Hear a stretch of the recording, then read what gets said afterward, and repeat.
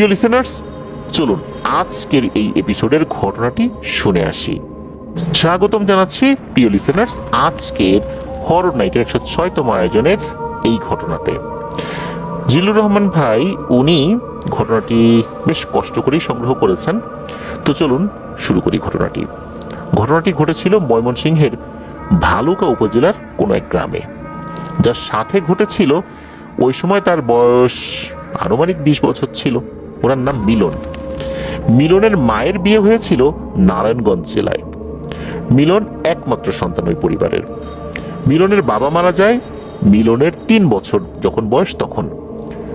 মিলনের বয়স যখন 15 কি 16 বছর এই পর্যন্ত মা তাকে নিয়ে নারায়ণগঞ্জের তার যে স্বামীর বাড়ি সেখানেই থেকেছেন। পারিবারিক সমস্যার কারণে 2015 সালে মিলনের মা মিলনকে নিয়ে ভালুকা তার বাবার বাড়ি এসে বসবাস শুরু করেন। মিলনের নানা নানি বেঁচে নেই।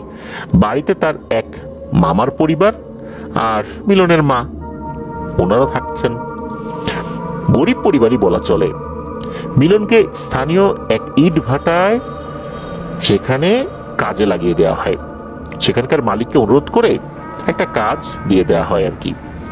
মিলনের আচরণ, কাজের দক্ষতা এবং বিশ্বস্ততায় ইটভাটার মালিক মিলনকে 2 বছরের মধ্যে ইটভাটার ম্যানেজারের দায়িত্ব দিয়ে দেয়। ইটভাটার দায়িত্বে থাকাকালীন মিলন মাটি কাটার মেশিন, যেটাকে আমরা এক্সক্যাভেটর বলি, অনেক জায়গায় এটাকে ভেকু বলে, ভেকু গাড়ি বলে, তো এই জিনিসটা চালানো, রক্ষণাবেক্ষণ, এই জিনিসটা খুব ভালো করে শিখেছিল। মিলনের শখ বা লক্ষ্য ছিল এটা মূলত। কারণ এই এক্সক্যাভেটর মেশিন বা ভেকু মেশিন যারা অপারেট করে তাদের বেতন কিন্তু বেশ ভালো। ইটভাটার ম্যানেজারের বেতনের থেকে এই ভেকু মেশিন বা এক্সক্যাভেটর মেশিন অপারেটরের বেতনটা কিন্তু বেশি। তো মিলন মামার বাড়ি থাকে। নিজের একটু জমি কিনে নিজের বাড়ি নির্মাণ সহ অনেক দায়িত্ব কিন্তু মিলনের উপর। মিলন ছোটবেলা থেকেই অত্যন্ত দায়িত্বশীল ছেলে। মিলন অল্প দিনে এত দক্ষ ভেকু অপারেটর হয়ে যায় যে মিলনের নাম আশেপাশের এলাকায় ছড়িয়ে পড়ে। মিলনের কাঁধে তো অনেক দায়িত্ব, তাই মিলন এক সময় ইটভাটার চাকরি ছেড়ে ভেকু অপারেটর হিসাবে কাজ শুরু করে। মিলন 2018 সালে মামার বাড়ির কাছেই একটু জমি কিনে বাড়ি নির্মাণ করে ফেলে। সময় 2019। মিলন ভালুকার এক মালিকের এক্সক্যাভেটর মেশিন চালায়। মালিকের বেশ কয়েকটি এই মেশিন সহ কিছু ট্রাক রয়েছে। মিলনের এই ভেকুর মালিক একটা বড় কাজের অর্ডার পায়। ভালুকা উপজেলায় একটা বিল লিজ নিয়েছে একটি এগ্রো কোম্পানি। সেই বিল ভেকু দিয়ে মাটি খনন করে মাছের পুকুর তৈরি করতে হবে। মোটামুটি 1-1.5 মাসের মাটি কাটার কাজ। চুক্তি অনুযায়ী 2টি ভেকু দিয়ে কাজ শুরু করা হয়। প্রতি ভেকু মেশিন অপারেট করতে 2 জন অপারেটর লাগে। একজন দিনে, একজন রাতে, এইভাবে ভেকু বা এক্সক্যাভেটর মেশিন তারা চালায়। এছাড়াও একজন হেল্পার নিযুক্ত ছিল 2 ভেকু মেশিনের জন্য। কাজ চলাকালীন 7ম বা 8ম দিন মিলনের ডিউটি পড়ে রাতের বেলা। মিলন রাত 8টায় ডিউটি শুরু করে। রাত 11:30 বা 12টার দিকে 2 ভেকু অপারেটর এবং হেল্পার একসাথে বসে রাতের খাবার খায়।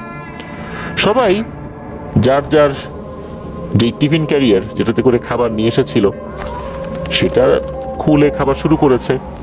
তো খাবার শেষ করে 3 জন হেঁটে কিছুটা সামনে একটা ইট ভাটার কাছে যায়। ইট ভাটার সামনে একটা চায়ের দোকান আছে, সেখানে চা খাবে এবং রাতে খাওয়ার জন্য পান, সিগারেট এগুলো কিনে আনবে। কাজ শুরু করার পর থেকে প্রতিদিনই এই দোকানে আসে তারা। রাত 12টার পর দোকান বন্ধ করে দেয়। প্রতিদিনের মতো তারা চা খেয়ে পান, সিগারেট কেনে বিলে ফিরে এসে ভেকু বা এক্সক্যাভেটর স্টার্ট করে মাটি কাটা শুরু করে দেয়। মিলনের ভেকু থেকে অন্য ভেকু আনুমানিক 250 মিটার দূরে মাটি কাটছে। বিলের আশেপাশে ওই ইটভাটা ছাড়া কোনো বসত বাড়ি নাই। সবাই সবার মতো কাজ করছে। রাত তখন 2টো কি 2:30 বাজে। মিলন এই ভেকু মেশিন দিয়ে মাটি কাটছে। ভেকু মেশিনের সামনের যে অংশটা থাকে এই অংশটা দিয়ে মাটিতে চাপ দিয়ে মাটি কাটা হয়। মিলন লক্ষ্য করে মাটির নিচে কোনো গাছের গুড়ি বা ইট জাতীয় কিছুর সাথে এই অংশটা বেঁধে যাচ্ছে। ভেকুর ওই অংশটা কোনো মতেই মাটির নিচে ঢুকছে না। বেশি প্রেসার দিলে মেশিনের হাইড্রোলিক ফেটে যেতে পারে, তাই মিলন ওই জায়গা থেকে সরে পাশে মাটি কাটা শুরু করে। কিছুটা মাটি কাটা হয়ে গেলে মিলন ভেকু থেকে নেমে ওই জায়গায় দেখতে যায়। ভেকুর সামনে পাওয়ারফুল হেডলাইট জ্বলছে। মিলন নেমে ওইখানে হাত দিয়ে কিছু মাটি সরিয়ে দেখতে পেল পুরাতন মরচে ধরা ধাতব বস্তু জাতীয় কিছু একটা ওখানে আছে। জিনিসটা দেখতে অনেকটা ডিপ টিউবওয়েলের পুরাতন পাইপের মতো মরচে ধরা। যেহেতু পাশের মাটি কাটা হয়ে গেছে, মিলন পুনরায় ভেকুতে বসে চাপ দিয়ে অনেকটা মাটি সহ ওই জিনিসটা তুলে পাশের মাটির স্তূপের উপর রাখে। আশেপাশের মাটি যেহেতু কেটে ফেলেছিল, যার কারণে ওই জিনিসটা অনেকটাই আলগা হয়ে গেছে বা মাটির ওই জায়গাটা অনেকটা দুর্বল হয়ে গিয়েছিল, যার কারণে সে ওই সময় এই কাজটা করতে পেরেছিল। মিলন আবার ভেকু থেকে নেমে মাটির স্তূপের কাছে গিয়ে দেখে একটা ধাতব মরচে ধরা বক্স জাতীয় জিনিস। আকারে তেমন বড় না, অনেকটা খাবার আনার যে টিফিন ক্যারিয়ার ওই রকম সাইজের আর কি। জিনিসটা কি মিলন পর্যবেক্ষণ করে বুঝলো না। বস্তুটির এক পাশে ঢাকনা ছিল, ঠিক ঠিক ওই টিফিন ক্যারিয়ার মতো। তো অনেকদিন মাটির নিচে থাকার কারণে এই মরিচা পড়ে ঢাকনা একেবারে সিল হয়ে গেছে, অর্থাৎ একদম আটকে গেছে। আর জিনিসটার ওজন 1-1.5 কেজির মতো হবে। মিলনের খুব আগ্রহ হয় এটা খোলার জন্য। মিলন ব্যস্ত হয়ে পড়ে কাজ রেখে, যেটা খুলতেই হবে। ভেকু মেশিনের ভেতর থেকে স্ক্রুড্রাইভার ও হাতুড়ি বের করে মিলন খোলার চেষ্টা করে ব্যর্থ হয়। মাটির নিচে থাকতে থাকতে মরিচা পড়ে এমন হয়ে গেছে যে কোন দিকে যে বস্তুটির আসলে খোলার মুখ এটাই বোঝা যাচ্ছে না, এমন একটা অবস্থা। তারপর মিলন বুঝতে পেরেছিল যে এই সাইডটা দিয়েই হয়তোবা খোলা যাবে। মিলন একবার জিনিসটাকে সমতলে রেখে ভেকু মেশিনে উঠে ভেকু মেশিন দিয়ে চাপ দেয়। এতে করে জিনিসটা দুমড়ে মুচড়ে যায়। মিলন আবার ভেকু থেকে নেমে জিনিসটা কি অবস্থায় আছে এটা দেখার জন্য গেলে সে দেখে যে জিনিসটা একদম দুমড়ে মুচড়ে গেছে ঠিকই, কিন্তু জিনিসটা ভাঙেনি। এবার মিলন শাবলের মতো মোটা ভারী একটা লিভার এনে কয়েকবার আঘাত করে। এক সময় এই জিনিসটার এক সাইডে ফেটে ভেঙে যায়। ওই সময় মিলন দেখলো একটা কুণ্ডুলি পাকানো কালো জমাট বাঁধা ধোঁয়া ওই জিনিসটা থেকে একটা ফস শব্দ করে বের হলো। এরপর বের হবার পর যেটা হলো, ওই জিনিসটা একটু মেঘের মতো শূন্যে ভাসমান থাকলো, এরপরে আস্তে করে বাতাসে মিলিয়ে গেল। মিলন ভয় পেয়ে কয়েক কদম পিছিয়ে দাঁড়ালো। মিলনের মনে হলো এটা মুক্তিযুদ্ধকালীন বা ব্রিটিশ সময়ের কোনো বোমা জাতীয় কিছু নয় তো।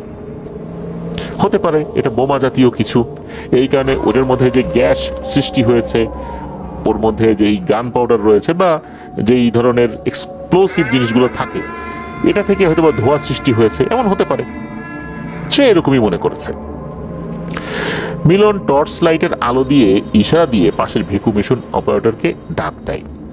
মিলন এবং ওই ভেকু অপারেটর আর হেল্পার 3 জন মিলে জিনিসটা পর্যবেক্ষণ করে।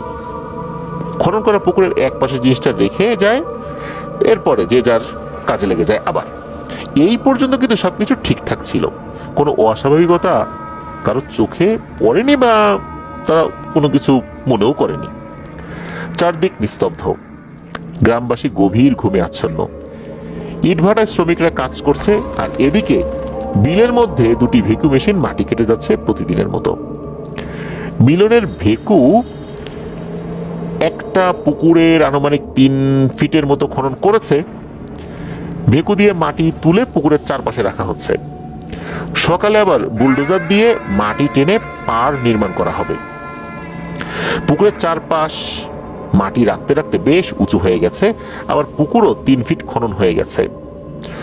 অপর ভেকু অপারেটর দূর থেকে শুধু মিলনের ভেকুর হেডলাইটের আলো দেখতে পাচ্ছে। মিলন মাটি কাটার এক পর্যায়ে লক্ষ্য করে বাম দিকের পাট থেকে স্তূপ করে রাখা কিছু মাটি নিচে পড়ে গেল। যেহেতু কাটা আলগা মাটি, তাই এভাবে পড়ে যাওয়া নতুন কিছু না। এই ধরনের বিষয়ের সাথে সে অভ্যস্ত। তাই মিলন ভেকু ঘুরিয়ে পুনরায় পড়ে যাওয়া মাটি উপরে তুলে তার উপর ভেকু দিয়ে চাপ দিয়ে বসিয়ে দিয়ে আবার আগের জায়গায় কাজ শুরু করেছে। কিছুক্ষণ পর আবার মাটি ওই একই জায়গা থেকে নিচে পড়ে গেল। মিলন দ্বিতীয়বার মাটি তুলে চাপ দিয়ে বসিয়ে কাজ করছে আপন মনে। মিনিট পাঁচেক পর আবার উপরের ওই একই জায়গা থেকে ধরাস করে মাটি নিচে পড়ে গেল।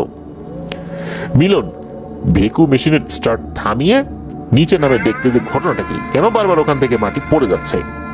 মিলন পুকুরের নিচ থেকে ওঠে, ওই স্তূপ করে রাখা মাটির উপরে উঠে টর্চ লাইট জ্বালিয়ে দেখে যে সেখানে কোনো সমস্যা আছে কিনা। দেখলো যে এখানে কোনো সমস্যা নেই, মাটি এমনিতেই গড়িয়ে পড়ছে। ভেকু দিয়ে আবার তুলে ভালো করে চেপে বসাতে হবে। বারবার এমন হলে তো সময় মতো কাজ হবে না, কারণ তাকে দিনের একটা নির্দিষ্ট সময়ে কতটুকু কাজ করতে হবে এটারও পরিকল্পনা থাকে, আবার রাতে কতটুকু কাজ আগাতে হবে এটারও কিন্তু পরিকল্পনা থাকে।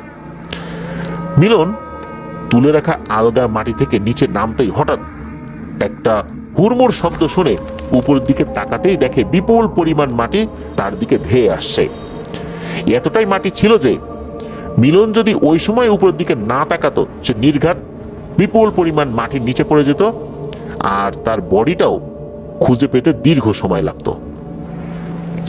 আর মিলন মারা গেলেও তাকে আসলে খুঁজে বের করাটা এটা অত্যন্ত দুরূহ ব্যাপার হয়ে যেত, কারণ এত পরিমাণ মাটি এটার নিচে চাপা পড়লে কারো বেঁচে থাকার তো কথাই না। এমনকি তাকে খুঁজে পেতেও কিরকম বেগ পেতে হয়। এই ধরনের ডেড বডি যারা উদ্ধার করে, বিশেষ করে এই ভূমিধসের কারণে বা পাহাড় ধসের কারণে যখন কোনো মানুষজন তার নিচে চাপা পড়ে, এই ডেড বডিও কিন্তু পাওয়া মুশকিল হয়ে যায়, এমন একটা অবস্থা হয়ে যায়। তো যাই হোক, সে যেহেতু একটু সতর্ক হয়ে গিয়েছিল, কিছুটা সরে গিয়েছিল, তবে এর মধ্যেই কিন্তু তার শরীর উপরে মাটি এসে পড়েছে। এখানে আমরা ফিরে যাব দ্বিতীয় ভেকু চালকের কাছে। মিলন যখন আলগা মাটির স্তূপের উপরে উঠে টর্চ জ্বালিয়ে দেখছে, তখন দূর থেকে ওই দ্বিতীয় ভেকু চালক এটা কিন্তু দেখেছে। সে ভেবেছে ঘুম পেয়েছে, তাই হয়তো কাজ থামিয়ে পান সিগারেট খাচ্ছে মিলন। সে নিজেও কাজ গুছিয়ে ভেকুর স্টার্ট বন্ধ করে নেমে আসে মিলনের কাছে। একটু পান সিগারেট খেয়ে আলাপ আলোচনা করে আসি, এই চিন্তা থেকে আর কি। দ্বিতীয় ভেকু চালক তুলে রাখা আলগা মাটির কাছে এসে দেখে মিলন নেই। সে খেয়াল করে যে নিচে মাটিতে টর্চ লাইট পড়ে আছে এবং লাইট জ্বলছে। তাই দ্বিতীয় ভেকু চালক দ্রুত নিচে নেমে দেখে মিলন মাটিতে চাপা পড়ে আছে আর তার পাশে টর্চ লাইট জ্বলছে। তার বর্ণনা অনুযায়ী মিলনের মাথাটা শুধু বাইরে ছিল আর সমস্ত শরীর মাটির নিচে চাপা পড়া। মিলন মুখ দিয়ে কথা বলতে পারছে না, শুধু এক ধরনের গোঙানির মতো আওয়াজ করছে। অনেক কষ্ট করে একাই ওই দ্বিতীয় ভেকু চালক মিলনকে মাটি থেকে বের করে। মিলনকে কাঁধে কাঁধ মিলিয়ে ধরে হেঁটে হেঁটে ইটভাটার দিকে নিয়ে যায়। ইটভাটা আনার পর অ্যাগ্রো ফার্ম মালিক এবং মিলনের যেই ভেকু মালিক, এই দুজনকে ফোন করে খবর দেওয়া হয় এই ঘটনা ঘটেছে। তখন ছিল 2020 সালের ফেব্রুয়ারি মাস। ভেকু মালিক মিলনকে দ্রুত ভালুকা স্বাস্থ্য কমপ্লেক্সে নিয়ে আসতে বলেন। ইটভাটার ট্রাকে করে মিলনকে ভালুকা হসপিটালে নিয়ে এসে ভর্তি করানো হলো। ততক্ষণে ভেকু মালিক এবং অ্যাগ্রো ফার্মের ম্যানেজার সহ অনেকে হসপিটালে চলে এসেছে। ডাক্তার জানায় উপর থেকে মাটি পড়ে চাপা পড়ার কারণে বুকে মারাত্মক আঘাত পেয়েছে, যার কারণে সে এখন কথা বলতে পারছে না। অবশ্য একদিন পরে মিলনকে হসপিটাল থেকে রিলিজ দেওয়া হয় এবং উপদেশ দেওয়া হয় 1 মাস কাজ করা যাবে না, রেস্টে থাকতে হবে এবং জোরে কথা বলা যাবে না। সে বাড়িতে যাবার পরপরই লকডাউন শুরু হয়ে যায়। চিন্তা ছিল যে লকডাউন যখন তুলে নেবে তখন একজন বক্ষব্যাধি বিশেষজ্ঞকে দেখাতে হবে, এরকমই চিন্তা করা হয়েছিল আর কি। এদিকে দেশে লকডাউন চলছে, মিলন বাড়িতে আছে, লকডাউনও উঠছে না, বের হতে পারছে না।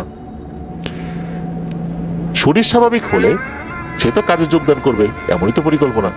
কিন্তু ব্যাপারটা আসলে সেভাবে হয়নি।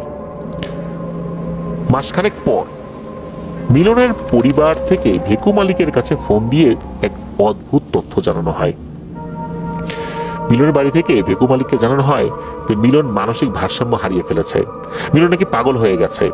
মিলন হঠাৎ করে অস্বাভাবিক আচরণ করছে, ওনার কণ্ঠস্বর পাল্টে গেছে, যাকে পায় তাকেই আক্রমণ করে মারার চেষ্টা করে এবং নিজের শরীর নিজেই কামড়ে ছিঁড়ে ফেলছে, এই করছে আর কি।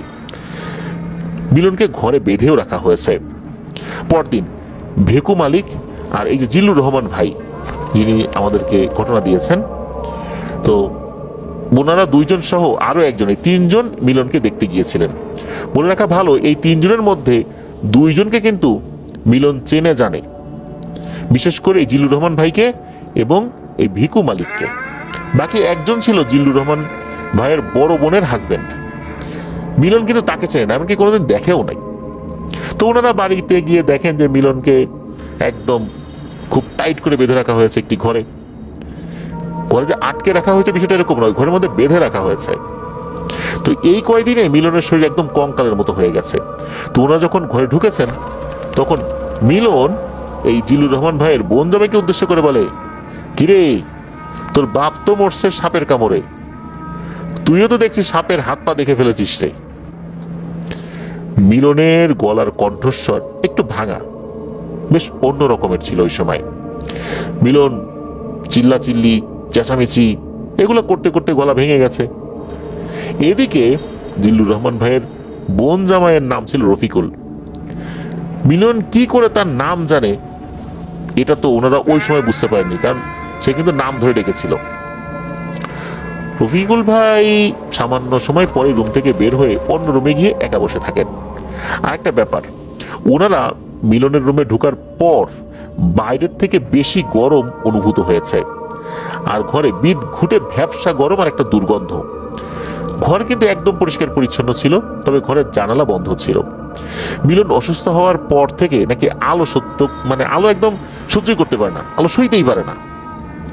এদিকে ওনারা মিলনের শরীরে হাত দিতেই মিলনের মাথা এদিক সেদিক ঘুরিয়ে ওনাদের হাতে কামড় বসাতে চেয়েছিল। মিলনের হাত পা কিন্তু বাঁধা, শুধু ঘাড় ঘুরিয়ে কামড় দিতে চেয়েছে। পালিত কুকুর বা বিড়ালকে ডাক্তার ইনজেকশন দিতে গেলে সময় সময় কিন্তু এরা এরকম করে, তাদেরকে কিন্তু বেঁধে ফেলা হয়, হাত পা শক্ত করে ধরে রাখা হয়, তারপরে কিন্তু ঘাড় ঘুরিয়ে কামড় দেওয়ার চেষ্টা করে। মিলনও তাদের সাথে ঠিক এই কাজটাই করেছে। আরেকটা ব্যাপার, ওনারা মিলনের বাম হাতের বাহুতে কুষ্ঠরোগের মতো একটা দাগ লক্ষ্য করেন। এরপরে এই জিনিসটা লক্ষ্য করে মিলনের মাকে ওনারা জিজ্ঞেস করেন যে ঘটনাটা কি।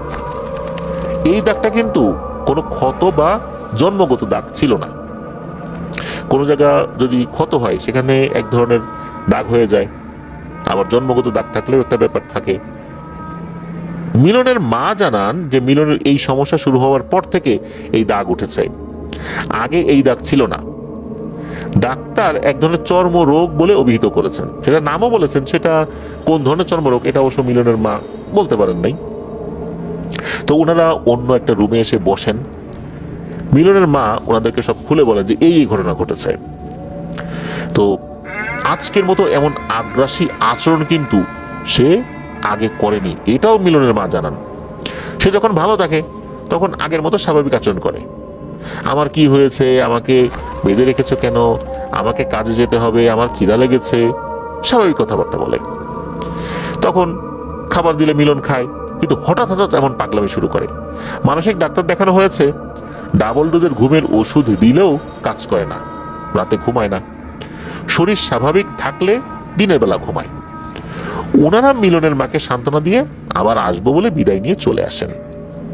ওনারা ফিরে আসার 2 দিন পর এই যে জিল্লুর রহমান ভাইয়ের বোন জামাই ওনাকে ফোন করে জানান যে মিলনের সমস্যা কোনো মানসিক সমস্যা বলে তার মনে হচ্ছে না। ওনারা যাওয়ার পর মিলন কিভাবে এই ব্যক্তির নাম জানলো, আর এই যে রফিকুল ভাইয়ের বাবা প্রায় 40 বছর আগে মারা গেছেন সাপের কামড়ে, আর মিলনের বয়স তো 25ই হয় নাই, ব্যাপারটা কিন্তু কোনোভাবে কাকতালীয় হতেই পারে না। তো রফিকুল ভাই জানান যে উনি নিশ্চিত যে এটা জিন ঘটিত কোনো সমস্যা। ডাক্তারের পরামর্শ অনুযায়ী চিকিৎসা যেহেতু চলছে, সেটা বন্ধ না করে একজন ভালো হুজুর বা কবিরাজ দেখানো উচিত। রফিকুল ভাই জিল্লুর রহমান ভাইকে পরামর্শ দেন যে তুমি মিলনের মায়ের সাথে কথা বলো, এই বিষয়টা বলো যে ভালো কোনো হুজুর বা কবিরাজ দেখাতে। জিল্লুর রহমান বলেন ভাই ঠিক আছে, এই বলে আরো কয়েকটা কথা বলে ফোনটা রেখে দেন। এবং সাথে সাথে মিলনের ভেকু মালিককে ফোন দিয়ে এই ব্যাপারটা জিলুর রহমান ভাই বলেন আর কি। সবকিছু শোনার পর ওই ভেকু মালিক ওনাকে ওই দিন রাতে ভেকুর নিচে পাওয়া ওই কৌটার কথাটা জানান। কেননা ওই কৌটার বিষয়টা কিন্তু ওই যে দ্বিতীয় যিনি ভেকু চালক তিনিও পরবর্তীতে শুনেছেন, যার কারণে এই ব্যাপারটা কিন্তু পরবর্তীতে ওই দ্বিতীয় ভেকু চালকের কাছ থেকে ভেকু মালিকও জেনেছেন। তো ওনারা তো বিষয়টা জানিয়েছেন আর কি। এই বিষয়টা জানার পর জিলুর রহমান ভাই যখন উনি ওনার দুলাভাইকে, এই যে রফিকুল ভাইকে ফোন করে এই বিষয়টা যখনই বলেছেন, তখন ওনার দুলাভাই জানান যে তোমার কথা যদি সত্য হয়, অর্থাৎ ওই রাতের যে ঘটনাটা এটা যদি সত্যিই ভাবে ঘটে থাকে, তাহলে আমি নিশ্চিত এটা 100% জিনের সমস্যা। আর ওই কৌটায় কোনো খারাপ জিন বন্দী ছিল, জিন মুক্তি পেয়ে মিলনের উপর আসর করেছে। জিলুর রহমান ভাই রাতে মোটর সাইকেলে করে মিলনের বাড়িতে চলে গেলেন। 3 জন, ভেকু মালিক, তারপর রফিকুল ভাই আর এই যে জিলুর রহমান ভাই। মিলন ওই বন্ধ করা রুমে ঘুমাচ্ছে। ওনারা মিলনের মাকে সবকিছু বলার পরও বিশ্বাস করাতে পারলেন না, উনি এসব বিশ্বাসই করেন না। মিলন পারিবারিক চাপে মানসিক ভারসাম্য হারিয়ে ফেলেছেন, কেননা ছোটবেলা থেকেই বিভিন্নভাবে মানসিক চাপ এসেছিল, এটা সত্য। বাবা মারা যাওয়ার পর তার মা তাকে অনেক কষ্টে লালন পালন করেছেন, কষ্ট তো হবেই। যেহেতু মিলন তার চাচাদের কাছে ছিলেন, অর্থাৎ তার মা তার শ্বশুর বাড়িতে ছিলেন, ওখানে তো অনেক ধরনের কথা শুনতে হবে, মানসিক চাপ তো থাকবেই। ছোটবেলা থেকে অনেক অবজ্ঞা অবহেলা সে পেয়েছে, এই বিষয়গুলো তো তার মধ্যে কাজ করেছে। এই কারণে হয়তোবা মানসিক চাপে ভারসাম্যহীন হয়ে গেছে। সবসময় কিছু একটা করতে হবে, জমি কিনতে হবে, বাড়ি করতে হবে, নিজেদের একটা থাকার জায়গা করতে হবে, এরকম একটা চিন্তা তো তার মধ্যে ছিলই। তো মিলনের মায়ের ধারণা এই কারণে এটা হয়েছে। আর যখন এ সমস্ত বলার পরও বিশ্বাস উনি করলেন না, এরপর রফিকুল ভাইয়ের বাবার মৃত্যুর কথাও তাকে বলা হলো। এরপর মিলনের মাকে বলা হলো যে ঠিক আছে, ডাক্তারের চিকিৎসাও চলুক, আর একজন হুজুর আনলে তোর ক্ষতি হবে না, সন্দেহ দূর হবে। মিলন যেহেতু অনেকদিন ধরে এই মালিকের ভেকু চালায়, তাই এই মালিকের কথায় উনি খুব একটা আর ফাইনালি আপত্তি করেননি। তো এই দিন ওনারা ফিরে আসার সময় ওনাদের সাথে ঘটে একটা দুর্ঘটনা। এটি আসলে কোনো দুর্ঘটনা ছিল না। ওনারা রাতে 3 জন মোটরসাইকেলে করে ফিরে আসছিলেন। মোটরসাইকেল স্পিড সর্বোচ্চ 35 কি 40 কিলোমিটার পার আওয়ার ছিল। কারণ ওনারা মোটরসাইকেলে বসে 3 জন মিলনের ব্যাপারে কি করা যায় এসব আলোচনা করছেন। বেশি স্পিডে চালালে ইঞ্জিনের শব্দে আর বাতাসের শব্দে তো কথা স্পষ্ট বোঝা যাবে না। আর গ্রামের একদম পাকা রাস্তা ছিল এটা, আর রাস্তা ছিল আবার ফাঁকা। ওরা 3 জন তখন খেয়াল করেন হঠাৎ একজন বৃদ্ধ রাস্তা পার হতে যখন চাচ্ছিলেন আর কি, তখন ওনাদের মোটরসাইকেল নিচে পড়ে গেল, আর মোটরসাইকেল নিয়ন্ত্রণ হারিয়ে ওনারা সবাই রাস্তায় পড়ে যান। ওরা 3 জনই মোটামুটি আঘাত পান, তবে আঘাতগুলো তেমন গুরুতর ছিল না। মোটরসাইকেলের স্পিড কম ছিল, মোটরসাইকেলেও তেমন কোনো ক্ষতি হয়নি। তো ওনারা উঠে মোটরসাইকেল তোলার পর ওই বৃদ্ধকে আশেপাশে কোথাও দেখতে পাননি। বৃদ্ধ যেভাবে নিচে এসে পড়েছে, তারও তো এই ওনাদের সাথেই পড়ে যাওয়ার কথা। ওনারা 3 জনই বুঝে নিলেন এটা কোনো দুর্ঘটনা নয়, এটা কেউ ইচ্ছাকৃতভাবে এই কাজটা করেছে। ওনাদের 3 জনের ইন্দ্রিয় তখন একেবারে নিশ্চিত ছিল এটা কোনো দুর্ঘটনা হতেই পারে না, এটা অস্বাভাবিক কোনো বিষয়। ওনারা বাইক তুলে দ্রুত চলে এলেন এবং ভালুকা এসে একটা ফার্মেসিতে আঘাতের স্থান ড্রেসিং করালেন। এই রাতেই এই জিলুর রহমান ভাইয়ের বোন জামাই এই রফিকুল ভাইয়ের সাথে ঘটে আর একটা ভয়ঙ্কর ঘটনা। রফিকুল ভাই রুমে ঘুমাচ্ছেন। ঘুমের মধ্যে উনি প্রবল শ্বাসকষ্ট অনুভব করেন, মনে হচ্ছে তার উপর ভারী কোনো কিছু পড়েছে, অর্থাৎ সে কোনো কিছুর নিচে চাপা পড়েছে। ঘুমের মধ্যে প্রবল শ্বাসকষ্টে তার ঘুম ভেঙে যায়। চোখ খুলে তিনি দেখেন তার ঠিক বুকের উপর চামড়াবিহীন বামন আকৃতির একটা খাটো মানুষের মতো অবয়ব এই জিনিসটা বসে আছে। চামড়াবিহীন এই কারণে আমরা বললাম অবয়বটির গায়ে মনে হচ্ছে কোনো চামড়া ছিল না। জবাই করার পর ছাগল বা গরুর চামড়া যদি ছিলানো হয় তখন যেমন দেখা যায় ওই রকম ছিল। এই জিনিসটা রফিকুল ভাইয়ের বুকের উপর বসে 2 হাত দিয়ে গলা চেপে ধরে শ্বাস রোধ করার চেষ্টা করছে। অবেবটির মাথায় চুল ছিল না, মাথায় ছাগলের মতো দুটো ছোট ছোট শিং ছিল, আর একটি চোখ ছিল ঠিক কপালের মাঝখানে।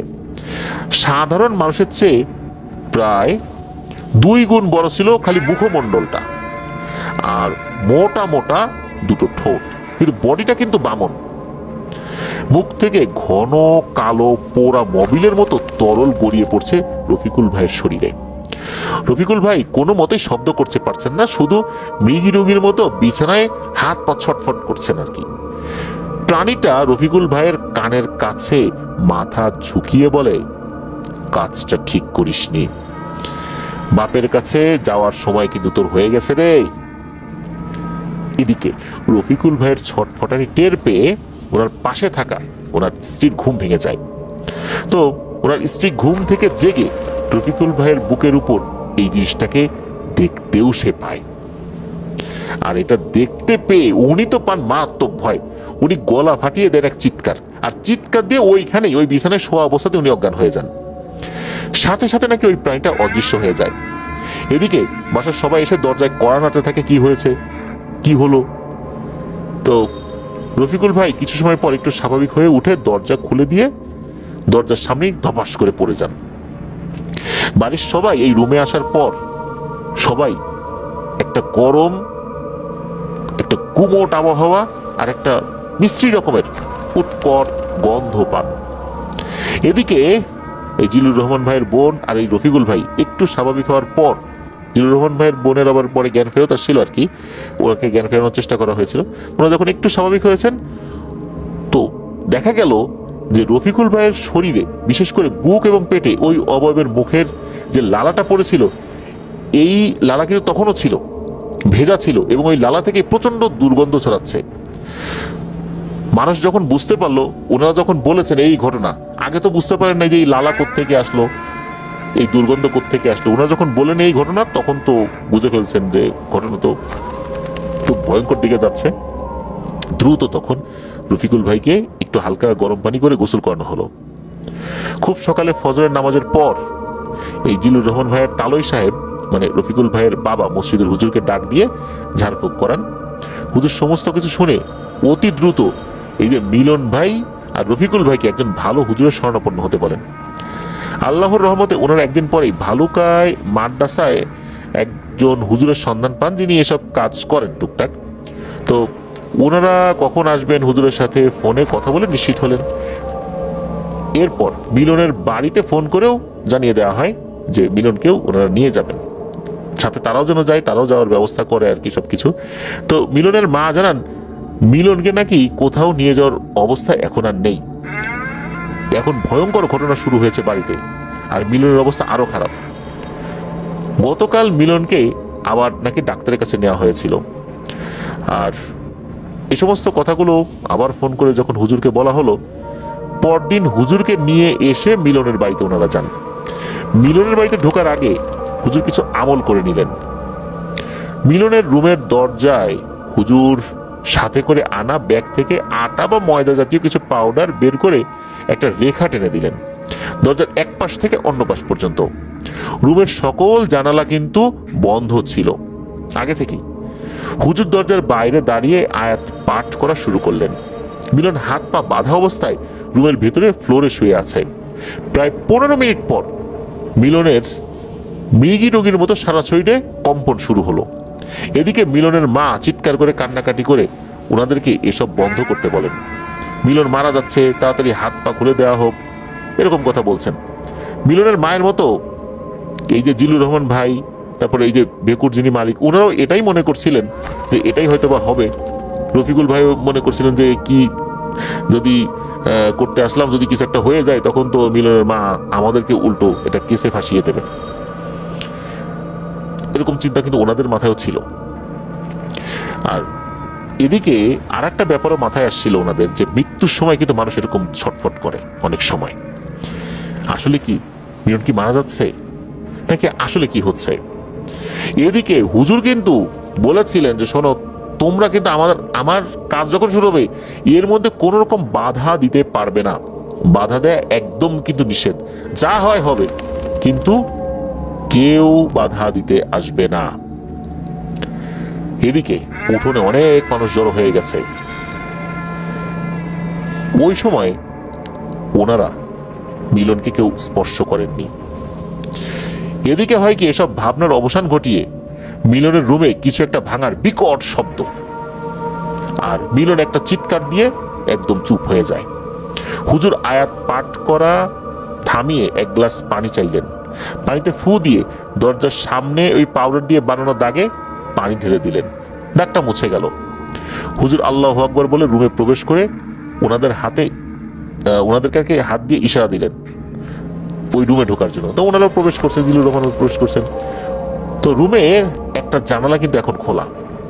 স্টিলের গ্রিলের জানালার একটা পার্ট বাঁকা হয়ে আছে, মানে মনে হচ্ছে এমন ভারী কিছু এদিক দিয়ে আঘাত করে বের হয়ে গেছে, ওই আঘাতে জানালার একটা পার্ট বাঁকাই হয়ে গেছে, এমন একটা অবস্থা।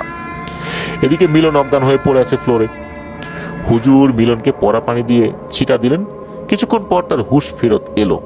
মিলন সুস্থ স্বাভাবিক কথাবার্তা এবং আচরণ করছে। হুজুর মিলনকে গোসল করাতে বললেন।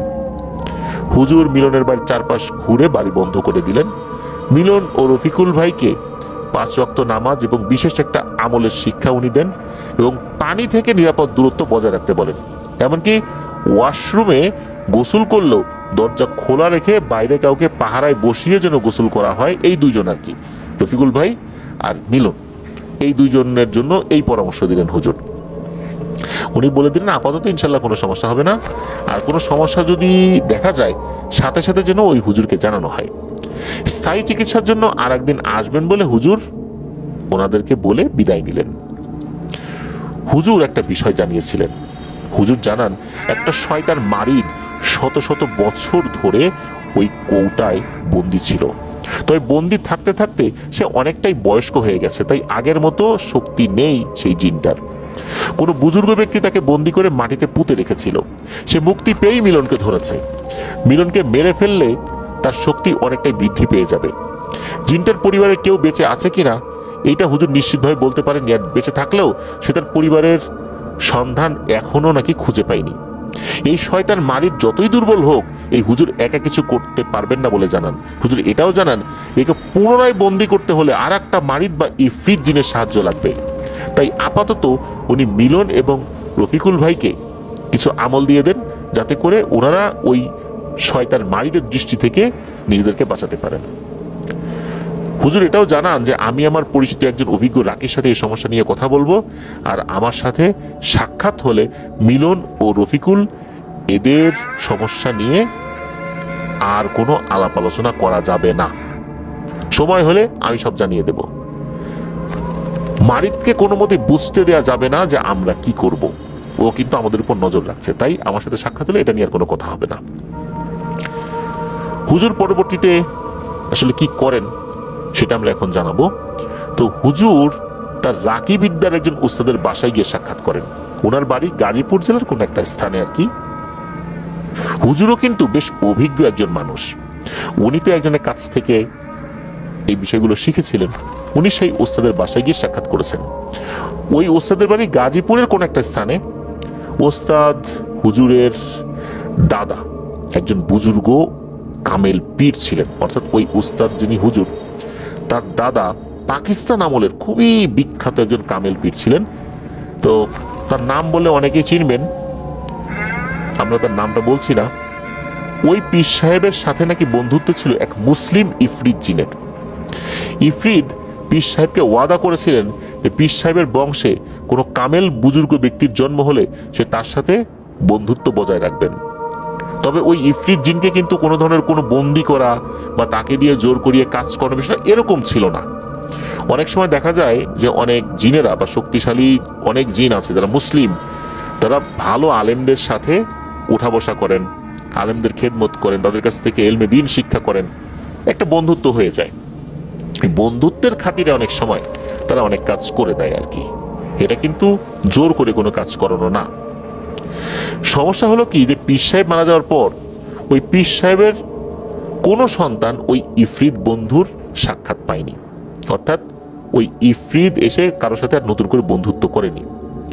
কিন্তু পীর সাহেবের ছোট ছেলের বড় সন্তান, অর্থাৎ সেই বুজুর্গ কামেল পীরের নাতনি না, প্রায় 100 বছর পর অলৌকিকভাবে সেই ইফরিদের বন্ধুত্ব পেয়েছেন।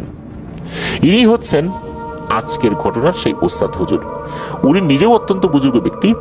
তো যেদিন ইফরিত তাকে প্রথম সাক্ষাৎ দিয়েছিল, হুজুর ইফরিদের আকৃতি দেখে এতটাই ভয় পেয়েছিলেন যে তিনি 1 বছর মানসিকভাবে নাকি অসুস্থ ছিলেন।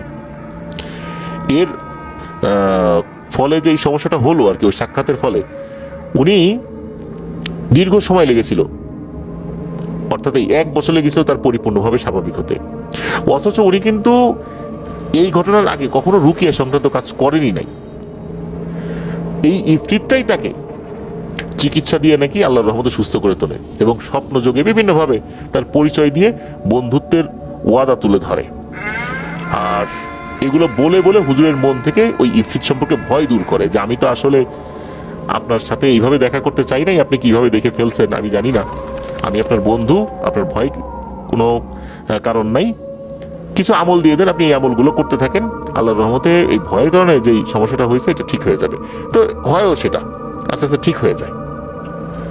তো এই ইফরিত জিন নাকি একটা ভয়ঙ্কর উঁচু পাহাড়ের আকৃতির বিশাল দানবের আকৃতিতে আসছিল এবং তার চেহারাই নাকি এরকম, মানে তার বডিটাই নাকি এরকম একটা বিশাল পাহাড়ের মতো, আর চেহারাটা ভয়ঙ্কর দানবের মতো। সশরীরে হঠাৎ করে দেখে ফেলেছিলেন নাকি। এই কারণেই ওই ইফরিত জিন বুঝতে পেরেছিল যে সমস্যাটা তো হয়ে গেছে, সেই চিকিৎসা দিয়েছিল। তো যাই হোক, ওস্তাদ হুজুরের পরামর্শ অনুযায়ী মিলনকে গাজীপুরের ওস্তাদ হুজুরের কাছাকাছি একটা আত্মীয়ের বাসায় আনা হয় এবং মিলনের বন্দি করা শরীর খুলে দেওয়া হয়, উদ্দেশ্য যাতে করে মারিদ পুনরায় মিলনের শরীরে প্রবেশ করে। বেশি দেরি হলো না, 1 দিন পরে 1 রাতে মিলনের শরীরে মারিদ প্রবেশ করে। আত্মীয়ের বাসায় একটা রুমে মিলনদেরকে থাকতে দেওয়া হয়। রুমে 2টি বিছানা ছিল। গভীর রাতে মিলন পাশের বিছানার মানুষ সহ খাট উল্টে ফেলে দেয়।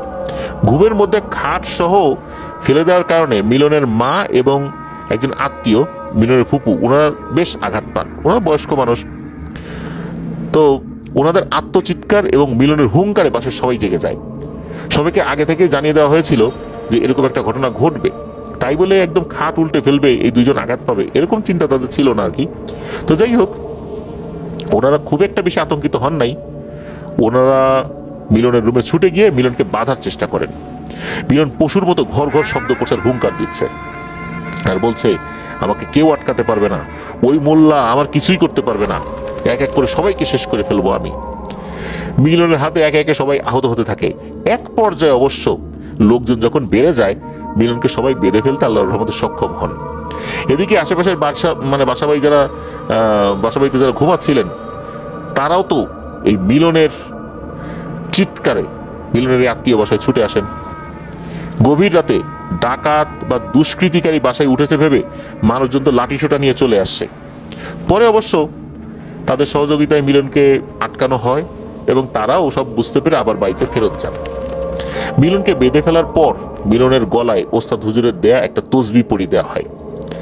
মিলনকে যারা যারা ধরে রেখেছে ওই সময় বাসায় যারা উপস্থিত ছিল, তারপরে সকলের মৃত বাবা মা দাদা দাদি যারা ছিলেন আর কি, সবার নাম ঠিকানা, মৃত্যুর সাল, কেন মরেছে, কি কারণে মরেছে, সবকিছু মিলন নাকি একা একা বলতে থাকে।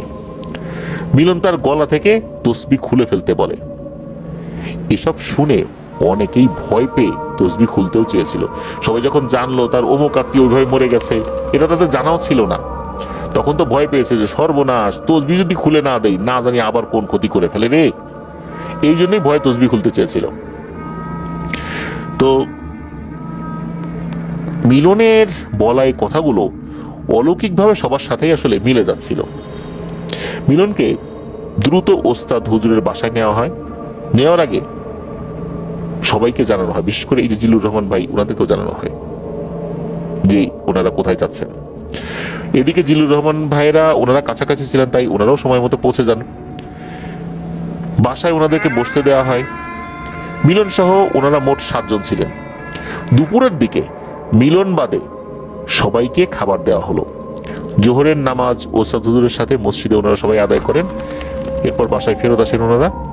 হুজুরের বাসার কাছেই ছিল মসজিদটা। তো নামাজ শেষে ওনারা তো আছেনই, ওনাদের সাথে আরো 3জন ছাত্র যাদের বয়স 20 থেকে 22 বছর হবে।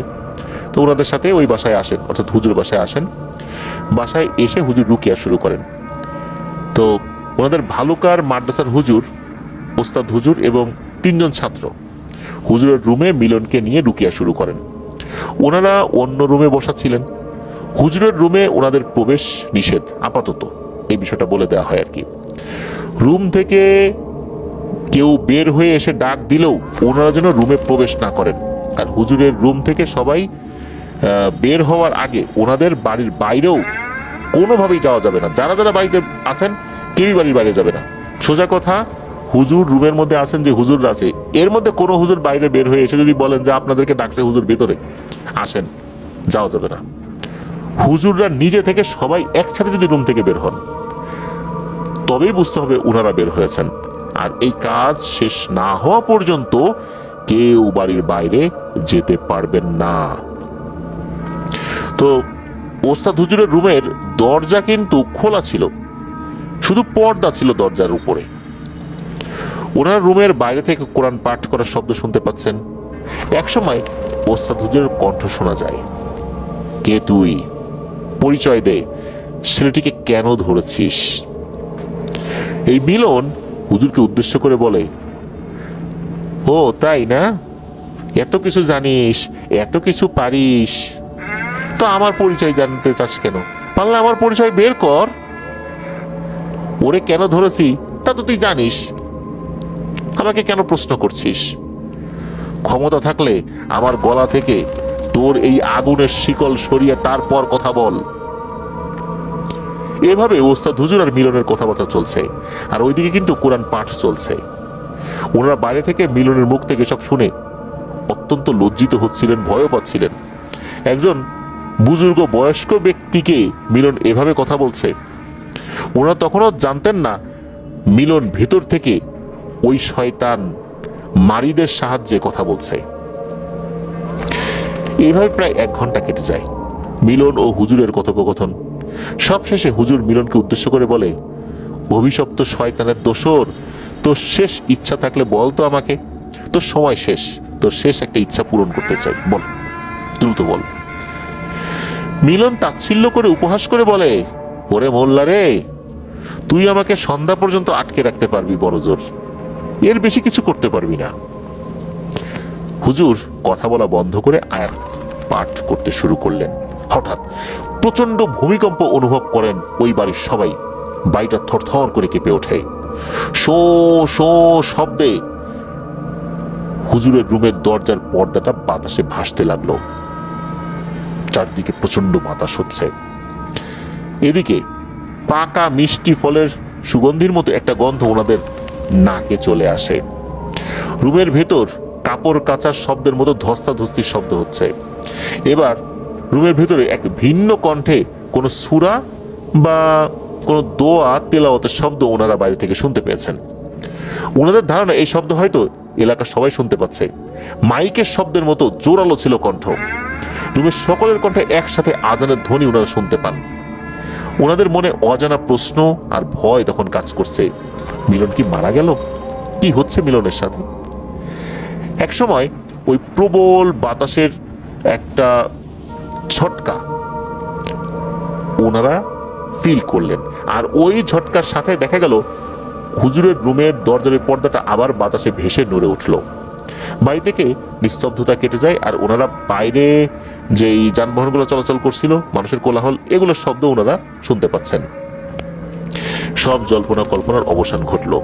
হুজুর সাথীদের নিয়ে বের হয়ে ওনাদেরকে ডাক দিয়ে রুমে নিয়ে গেলেন। অর্থাৎ ওনারা সবাই মিলে একসাথে বের হয়েছিলেন এবং বলেছেন এইবার সবাই রুমে আসেন। তো ওনারা রুমের ভেতরে মিলনকে একটা টেবিলের নিচে অজ্ঞান অবস্থায় উপুর হয়ে পড়ে থাকতে দেখেন। হুজুর এবং ছাত্ররা এক গ্লাস পানিতে ফু দিয়ে মিলনের গায়ে ছিটিয়ে দিলেন এবং মিলনকে সরিয়ে অন্য রুমে নিতে বলেন। হুজুর জানান শয়তান মারিদকে বন্দী করা হয়েছে। মিলন এবং রফিকুল ভাই শঙ্কামুক্ত, তবে মারিদ মিলনের শরীর দখল করে রাখার কারণে মিলনের শরীরে অনেক ক্ষতি হয়ে গেছে ইতোমধ্যে। মিলন আগের অনেক স্মৃতি হয়তো মনে করতে পারবে না, শারীরিক সমস্যাগুলো অবশ্য আল্লাহর রহমতে সেরে উঠবে। মিলন ও রফিকুল ভাই ওনারা দুইজন বাকি জীবনটা অবশ্যই 5 ওয়াক্ত নামাজের পাশাপাশি সুন্নত মাফিক, শরিয়া মাফিক যেন জীবনযাপন করেন, জিকির আজগার করেন সবসময়। আর কিছু কিছু খাবার নির্দিষ্ট করে দেয়া হয় যে এই খাবারগুলো খাওয়া যাবে না। এরপর জিল্লুর রহমান ভাই সহ মিলনের পরিবার ওই দিনই মিলনকে নিয়ে ভালুকায় ফেরত আসেন। 1 মাসের মধ্যে আল্লাহর রহমতে মিলনের শারীরিক সমস্যা দূর হয়ে যায়। তারপর মিলনের হাতে যে এক ধরনের কুষ্ঠ রোগের মতো দাগ হয়েছিল সেটাও দূর হয়ে যায়। মিলন ফিজিক্যালি ফিট হয়ে যায়। 1 সপ্তাহের মধ্যে মিলনের আগে সে শরীর ফেরত আসে, 1 সপ্তাহ না 1 মাসের মধ্যে আর কি। তবে একটা সমস্যা, সেটা হচ্ছে মিলনের মানসিক সমস্যাটা কিছুটা থেকেই যায়।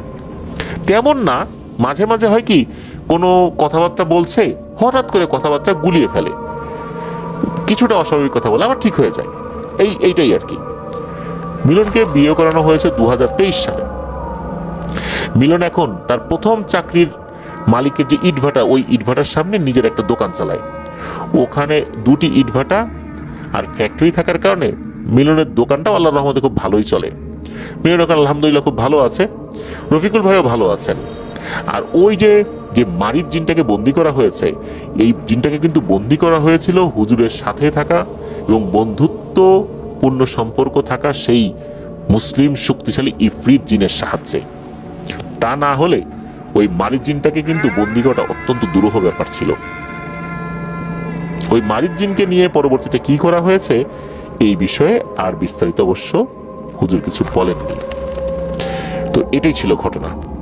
ধন্যবাদ জানাচ্ছি জিল্লুর রহমান ভাইকে দারুণ একটি ঘটনা আমাদেরকে উপহার দেবার জন্য। প্রিয় লিসেনার্স, দেখুন এই যে ঘটনাটা ঘটলো মিলনের সাথে, আমরা কিন্তু এই ধরনের ব্যাপারগুলোর সাথে যে কোনো সময় পরিচিত হতে পারি। কিভাবে? বিভিন্ন জায়গায় যখন বাড়ির কাজ করা হয়, পাইলিং করা হয়, মাটি খনন করা হয়, তখন কিন্তু অনেক এই টাইপের জিনিস পাওয়া যায়। এমন কিছু মাটির ঘড়া পাওয়া যায়, মাটির কোনো পাত্র পাওয়া যায়, বোঝাই যায় এগুলো অনেক দিনের পুরনো। এটার উপরে কোনো কিছু দিয়ে বাঁধা আছে বা সিলগালা করা আছে। আমরা কিন্তু গুপ্তধন ভেতরে আছে মনে করে খুলে ফেলি, দেখা যায় ওর ভিতরে কিছু পয়সা টয়সাও আছে, তখন আমরা মনে করি হয়তোবা এগুলো গুপ্তধন। কিন্তু এই পয়সা দিয়েও কিন্তু জিন ভেতরে বন্দি করা যায়। এক একটা জিন বন্দি করার ক্ষেত্রে এক এক ধরনের তরিকা থাকে বা পদ্ধতি থাকে। হতে পারে অল্প কিছু পয়সা দিয়ে ওভাবে বন্দি করা হয়েছে।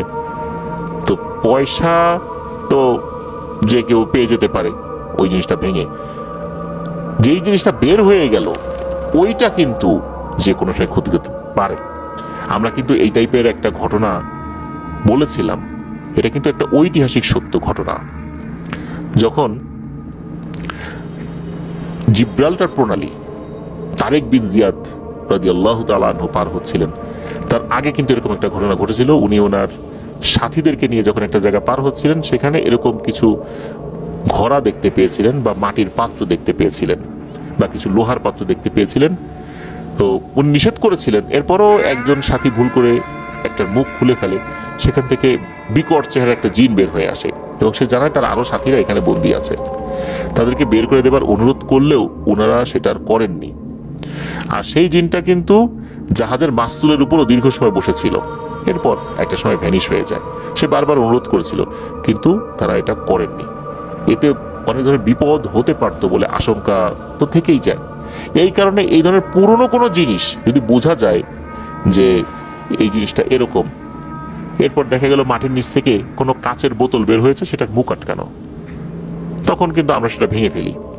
এমনও দেখা যায় যে নদীতে মাছ ধরার সময় জালে এমন কোনো বোতল উঠেছে যেই বোতলের মুখটা খুব শক্তভাবে লাগানো এবং দেখা যাচ্ছে বোতলের ভেতরে কোনো একটা কাগজ ঢুকিয়ে রাখা, ওটাতে কোনো দোয়া লেখা আছে। তখন কিন্তু আমরা মনে করি যে এটা কি, দেখি একটু খুলে পড়ে দেখি। অনেক সময় এই ধরনের দোয়া কাগজের বোতলে ভরে ওর মধ্যে জিনকে বন্দি করে ওই বোতলটা পানির নিচে ফেলে দেওয়া হয়। ওটা খোলার সাথে সাথে কিন্তু জিনটা মুক্তি পেয়ে যায়। তখন কিন্তু বিপদ আবার আসতে পারে। তাহলে বোঝা গেল যে এই ধরনের কোনো জিনিস যদি আমরা দেখি, এই ধরনের পাত্র দেখি, আমরা হুট করে সেই জিনিসটা খুলবো না। বুঝে হোক না বুঝে হোক ভয়ঙ্কর ধরনের বিপদে পড়ে যেতে পারি। তবে একটা জিনিস, সেটা হচ্ছে যদি আমরা কোনো জায়গায় ব্ল্যাক ম্যাজিকের কোনো উপকরণ পাই, যে মাটির নিচে ব্ল্যাক ম্যাজিকের উপকরণ পাওয়া গেছে, এরপর মাছ ধরতে গিয়ে এমন কিছু উপকরণ পাওয়া গেছে বোঝাই যাচ্ছে এটা ব্ল্যাক ম্যাজিকের উপকরণ, তাহলে কিন্তু আমরা সেই জিনিসটা কোনো ভালো আলেমের কাছে নিয়ে যেতে পারি, অথবা সেই জিনিসটা ডিস্ট্রয় করে দিতে পারি। তবে দেখা যায় যে অনেক সময় কিছু মাছের সাথে তাবিজ বাঁধা থাকে, সেক্ষেত্রে কিন্তু মাছকে হত্যা করাটা এটা ঝুঁকিপূর্ণ হতে পারে। ওই তাবিজটা খুলে তাবিজটা ডিস্ট্রয় করা গেলে যাকে ক্ষতি করার জন্য এটা করা হয়েছে তিনি হয়তোবা আল্লাহ চাইতো মুক্তি লাভ করতে পারেন। তবে এই ধরনের জিনিস পেলে অবশ্যই ভালো কোনো আলেমের সান্নিধ্যে যাওয়া উচিত, যে এখন কি করা যায়।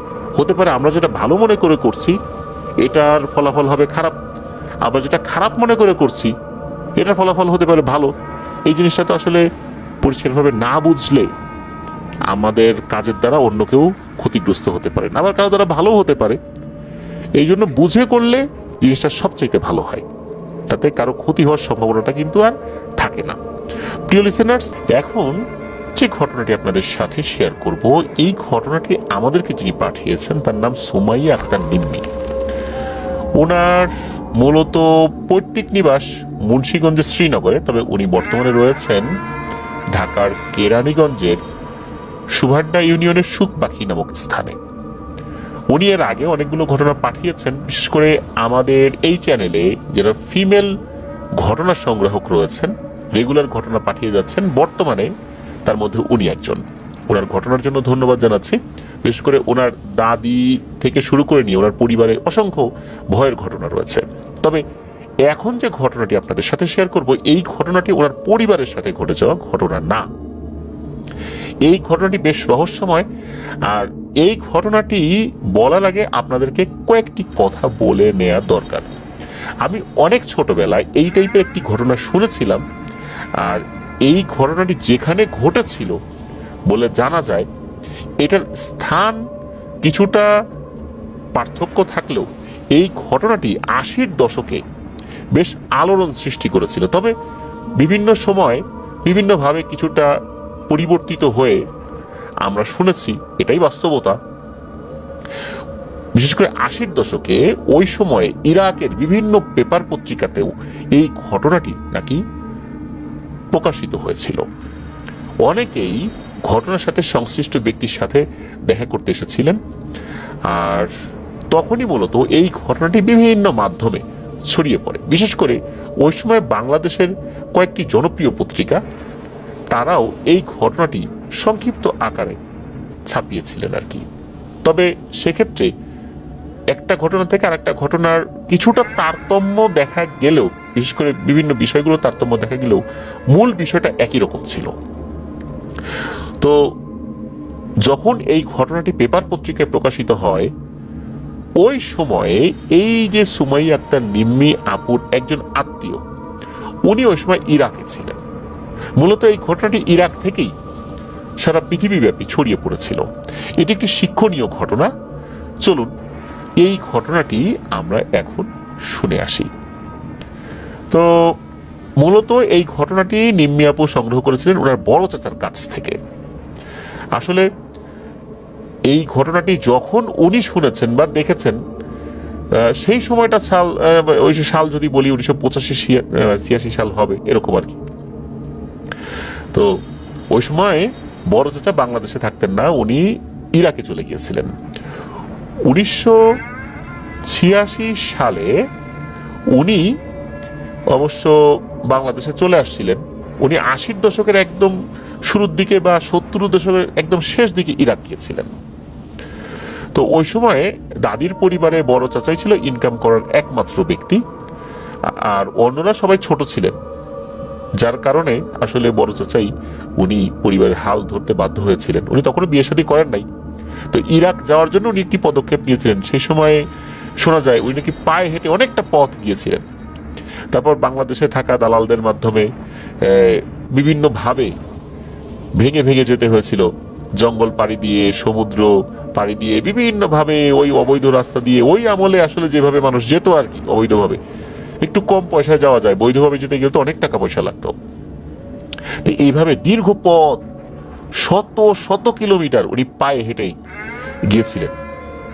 দুর্গম এরিয়া দিয়ে উনি গিয়েছিলেন। উনি একা না, ওনার সাথে এরকম আরো লোকজন ছিল।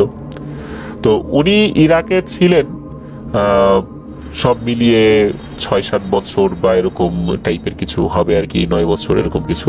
তো ইরাক থাকা অবস্থায় উনি বেশ কিছু কাজ করতেন। 2 মাস কাজ করতেন মার্কেট প্লেসে, আবার কিছু কাজ করতেন, কখনো কাজ করতেন, কিছুদিন কাজ করতেন খাবারের দোকানে। এইভাবে টুকিটাকি কাজ করতে হতো। ফিক্সড কোনো কাজ আসলে ওইভাবে করা যেত না। 2 বছর পার হয়ে যায়। এরপর উনি একটি কাপড়ের কোম্পানিতে কাজ পান। এটা কিন্তু কোনো গার্মেন্টস ফ্যাক্টরি ছিল না।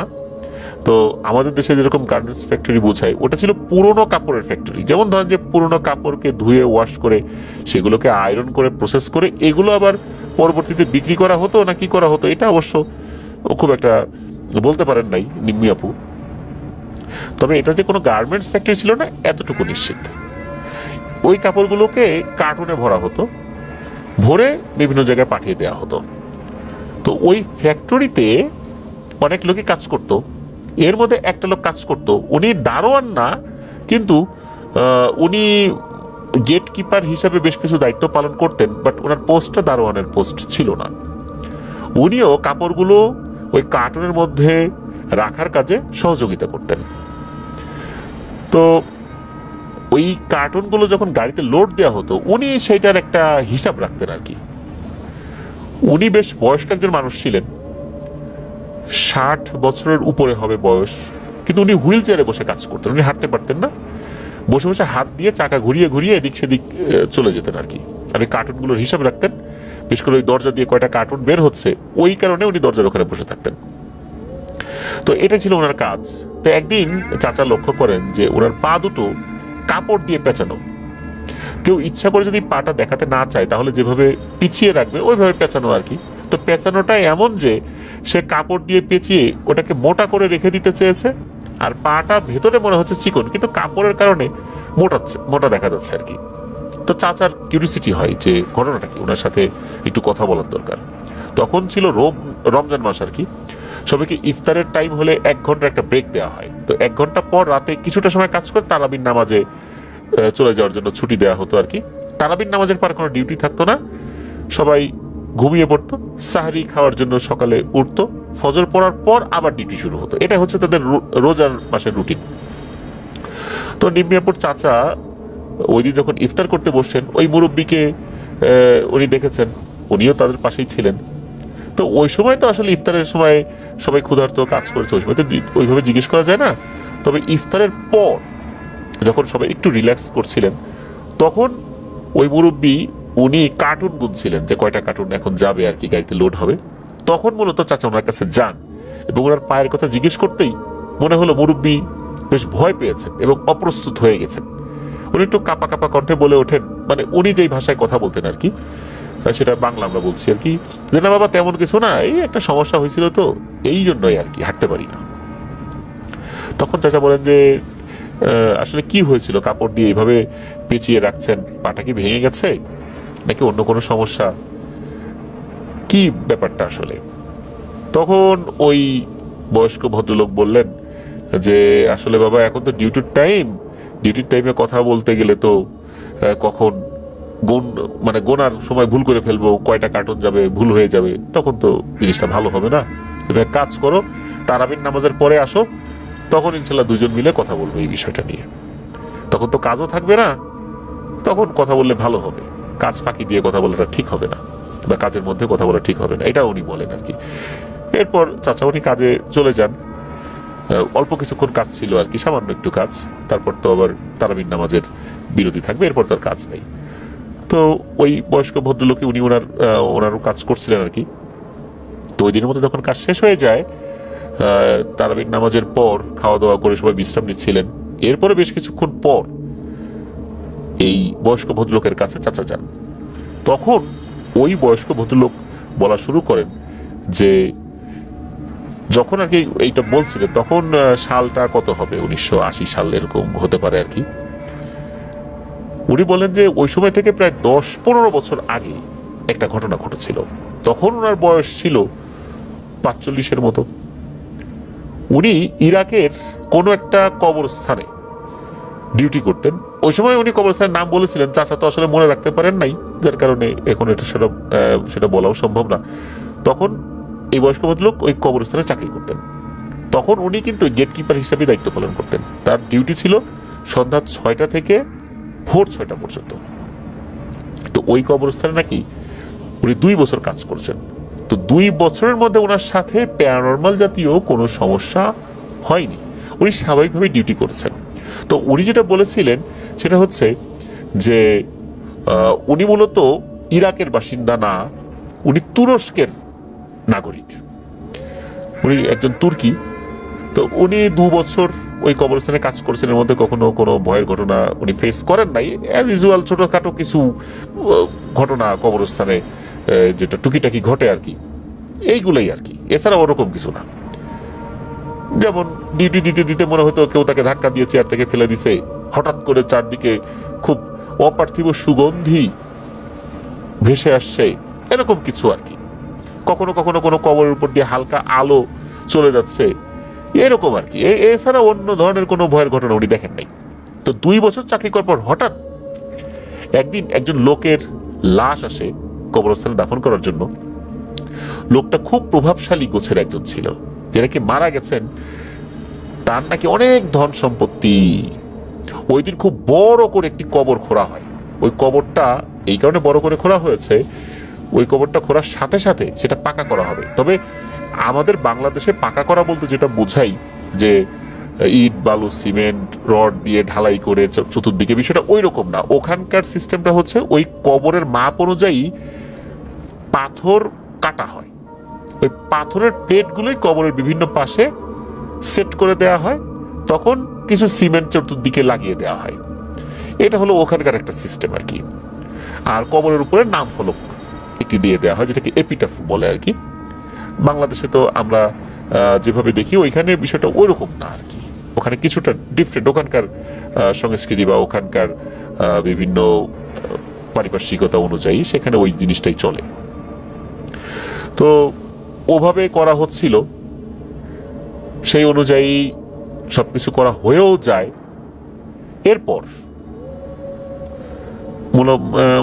উনি ধারণা করেছিলেন যে আসরের শেষ দিকে বা মাগরিবের একটু আগে কবর দেওয়ার কাজটা হয়ে যায়। উনি আসলে ওইখানে যান নাই, এরকম তো অনেকেই আসে, অনেক কবরই হয়।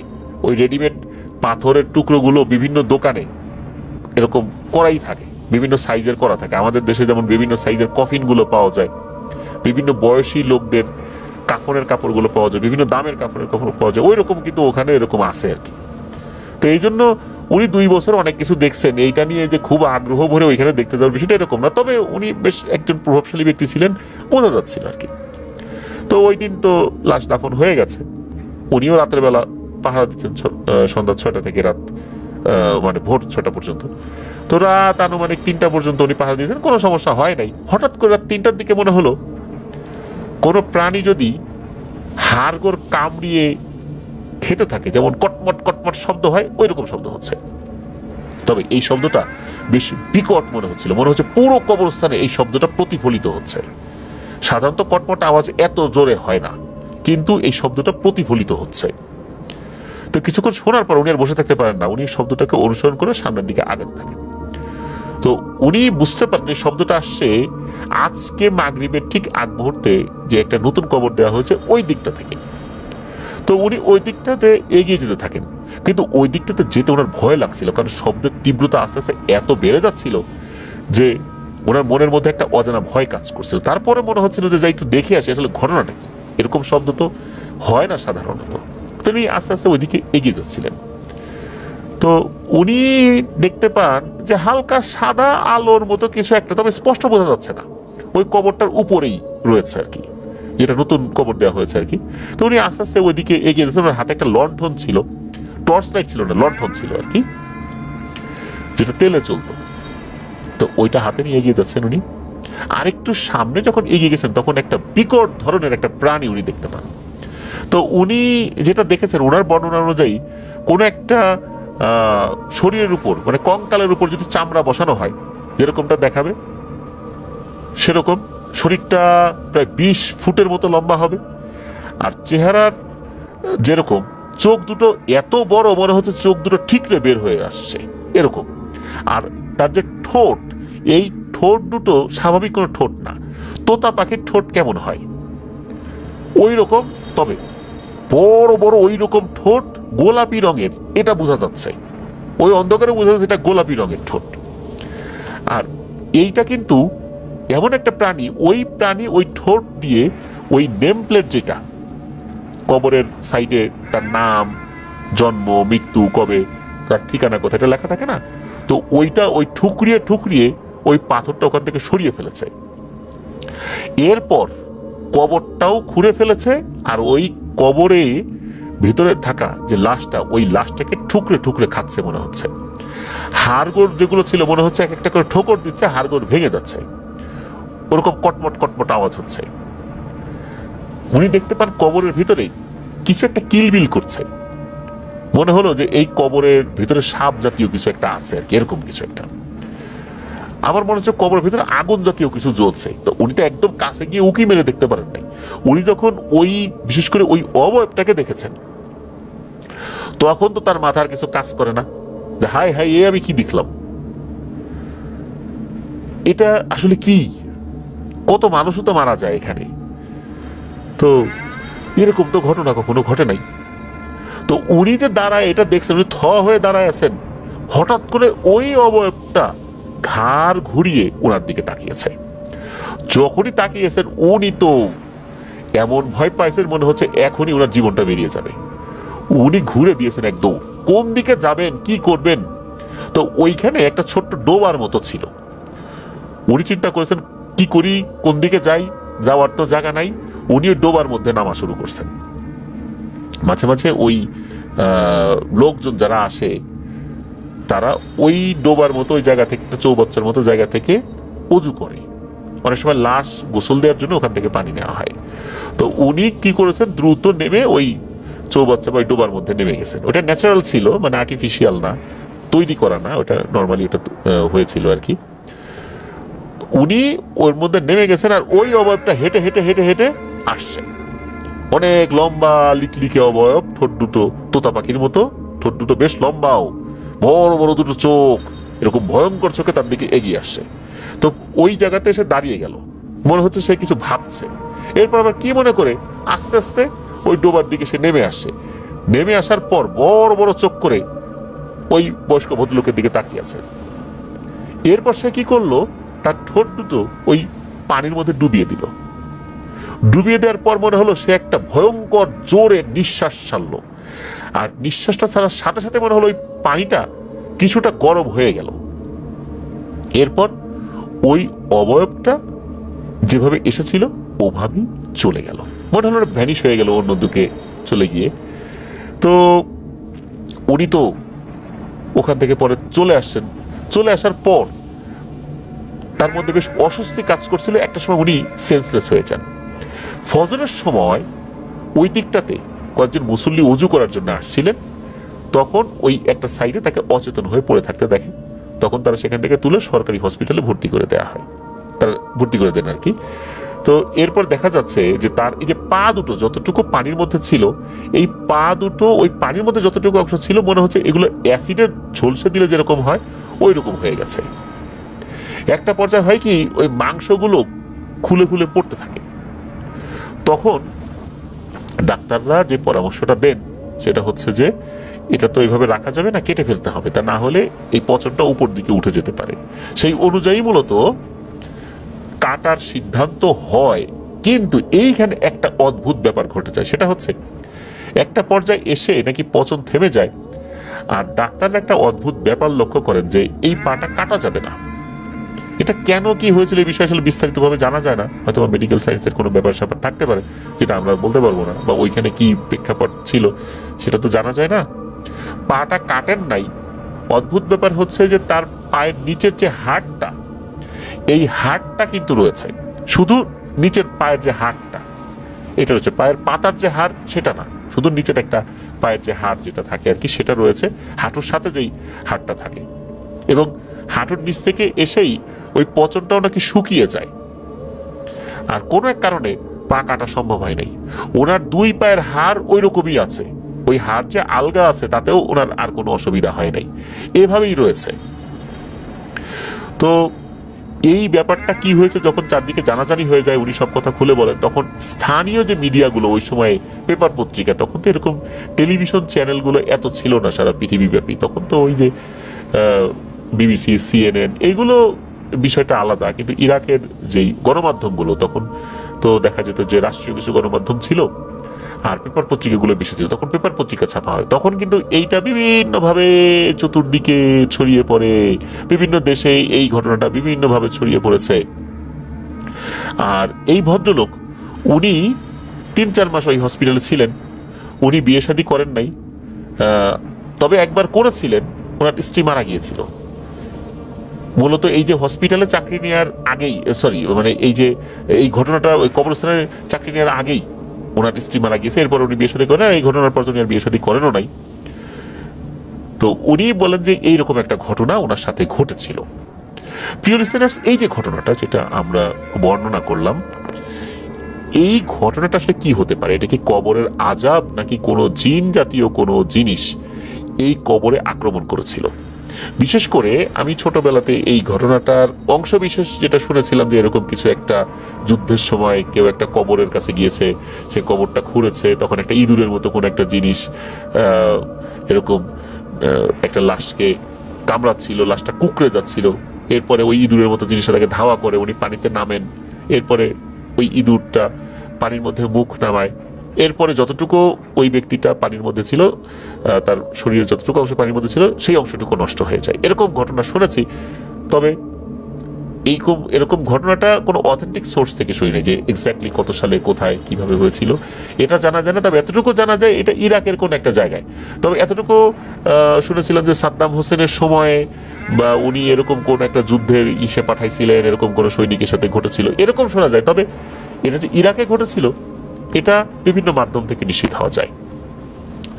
আর তখন তো এরকম ফেসবুক বা এরকম কিছু ছিল না যে একটা তথ্য হুবহু ওইভাবেই আমরা পেয়ে যাব। আর এই ধরনের তথ্যগুলো অধিকাংশ ক্ষেত্রে মানুষের মুখ ঘুরে ঘুরে আস্তে আস্তে পরিবর্তিত হওয়াটাই স্বাভাবিক।